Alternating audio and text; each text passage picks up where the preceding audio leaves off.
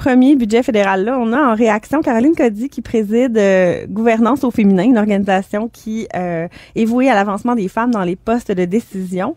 Bonjour, Madame Cody. Oui, bonjour.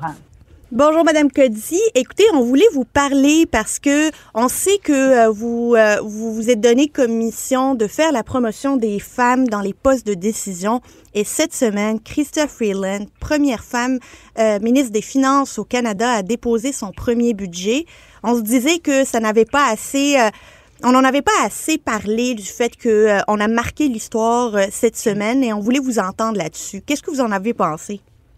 Ben, écoutez, vous avez tout à fait raison. C'est historique, hein? Première femme à présenter un budget à vie au Canada. C'est un budget colossal, un budget de 864 pages avec 227 mesures financières qui prévoit un plan de 101,4 milliards de dollars de nouvelles dépenses ou d'investissements, comme les libéraux aiment dire. Et moi, ce qui m'intéresse particulièrement par ce budget, c'est que l'autrice de ce budget, Chrystia Freeland, a dit à répétition qu'il s'agissait d'un budget féministe. Alors, le mot féministe, d'ailleurs, apparaît même 18 fois dans son budget. Elle l'affichait fièrement sur son T-shirt la veille du budget. Là. C'était très clair. Exactement. C'était très clair. Je parle féministe. C'était le slogan de son T-shirt noir où elle a gardé ses perles traditionnelles, mais elle avait un look beaucoup plus assumé, disons, avec ce T-shirt très parlant. Et elle présentait pour la première fois, évidemment, c'était des chaussures de femmes qui étaient présentées. Hein. On a cette fameuse tradition des nouvelles chaussures des ministres de Finances. Des escarpins. Alors, exactement, de magnifiques escarpins noirs très élégants qui sont d'ailleurs vendus par une entrepreneur dans sa circonscription. Donc, beaucoup de premières dans ce nouveau budget. Et évidemment, on voit qu'une grosse partie de ce budget de 101 milliards est consacrée au coût de services de garde des jeunes enfants, c'est-à-dire 30 milliards de dollars. Alors, c'est là l'enveloppe budgétaire la plus importante de ce budget global. Et l'objectif est évidemment de permettre aux femmes de contribuer à l'économie parce qu'on sait qu'elles ont été frappées beaucoup plus tôt et beaucoup plus fort que les hommes avec cette pandémie. Et donc, c'est vraiment un investissement. C'est intéressant ce que vous dites, Madame Cody. Puis la question que nous, on avait, c'est, pensez-vous que des détracteurs, finalement, du budget vont dire que c'est son caractère dépensier, puis les mesures plus sociales qu'il met de l'avant sont dues au fait que c'est une femme qui a préparé et qui a déposé ce budget-là? Est-ce qu'on lie le caractère féministe du budget au fait qu'il soit social? Oui, mais c'est sûr que moi, je ne dirais pas que c'est à cause d'une femme, mais grâce à une femme qu'on a un budget qui effectivement prend en considération les personnes les plus vulnérables dans notre société. Et c'est un calcul très intelligent qui est fait ici. Parce que, on a quand même près d'un demi-million de Canadiennes qui ont perdu leur emploi d'après une analyse récente de la Banque royale du Canada, donc qui ont perdu donc leur emploi pendant la pandémie. Elles n'étaient toujours pas retournées au travail en janvier.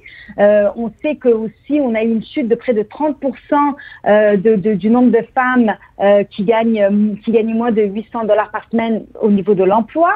Puis on a 100 000 femmes contre 10 000 hommes qui ont complètement quitté le marché du travail au Canada. Donc c'est alarmant quand on sait que notre économie, on est dans un contexte de pénurie de main-d'œuvre incroyable. Notre économie compte sur tous ses citoyens pour pouvoir avancer. Et quand je vous dis que c'est un investissement et non une dépense, il y a beaucoup de recherches qui le démontrent. C'est-à-dire que on va pouvoir récupérer la plupart de ces sommes qui sont investies pour permettre aux femmes de retourner au travail. On l'a vu au Québec, ce système de garde universelle qui a été mis en place au Québec il y a déjà plus de 20 ans, s'est payé de lui-même depuis déjà un bon moment par le retour des femmes sur le marché du travail. Puis, faut le dire, la Commission royale d'enquête sur la situation de la femme au Canada exhortait le Canada à le faire, à mettre en place un service comme ça il y a déjà 50 ans. 50 ans, exactement. Puis il y a une étude de la Banque TD ici au Québec qui suggère que pour chaque dollar investi dans la garde d'enfants, c'est entre 1,50 $ et 2,80 $ qui revient à l'économie au sens large. Donc la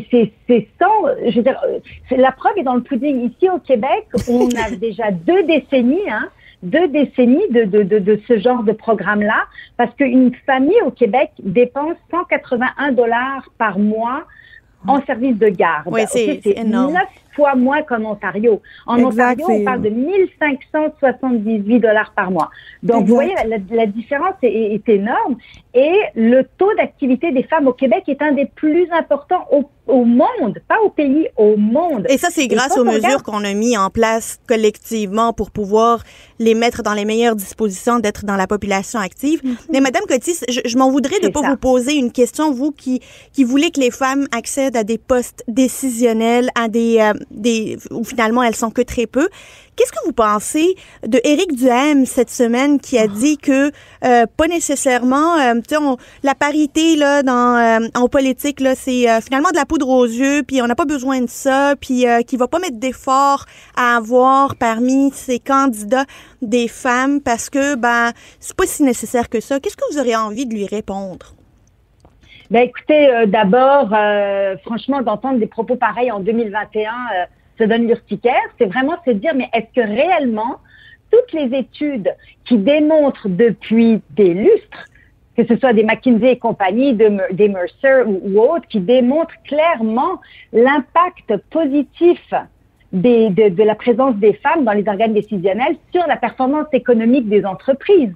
Donc, une fois qu'on a compris ça, on a compris que c'est dans l'intérêt de tout le monde, pas dans l'intérêt des femmes, mais dans l'intérêt de tout le monde, de s'assurer d'avoir plus de femmes partout dans notre société. Et puis après, Après, M. Duhaime se questionne à savoir pourquoi il reçoit que des CV d'hommes.